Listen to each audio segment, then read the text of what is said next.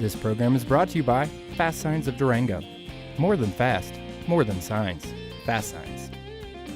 The Durango City Council unanimously agreed to open Lake Nighthorse on April 1st, nearly 7 years after the reservoir first reached its holding capacity.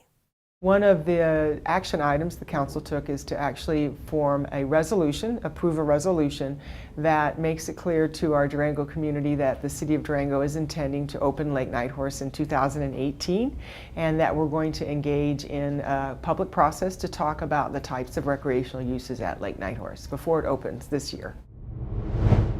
Public meetings over Lake Nighthorse recreational use have been going on for years, but this next round will be the last before the opening.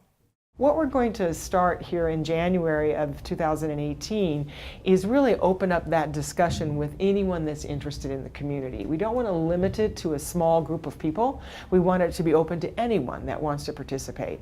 And then out of that, we certainly could get this Friends of Lake Nighthorse, which would be probably a smaller group of individuals that could stay and continue to work with the city as we open and continue to fine-tune.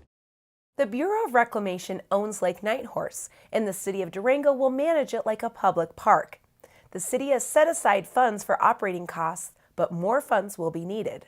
We do expect that there will be a shortfall of the revenue that is generated by these fees that we charge the users of the facility and the actual cost to operate, and that shortfall will be covered by the Bureau of Reclamation and the City of Durango. So the overall projected shortfall is around $200,000 as a loss for 2018, and so therefore it would put the city in a position of paying about $100,000 out of the general fund, and the Bureau of Reclamation would also pay $100,000.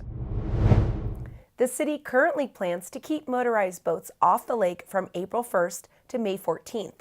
However, the original master plan does include motorized use, and powered boats will be allowed on the lake during the summer months. If we were to restrict that, let's say not allowing the motorized use for water skiing or wakeboarding or inner tubing behind a boat, that would exclude a recreational experience that has been expressed as a desire and as part of this master plan was seen as appropriate, that would decrease revenues because that user group would not be able to use Lake Nighthorse. The city is in the process of hiring full-time staff and plans to hire a number of part-time seasonal employees. Lake Nighthorse will open April 1st and is scheduled to close at season's end on November 15th. Follow additional developments at durangogov.org.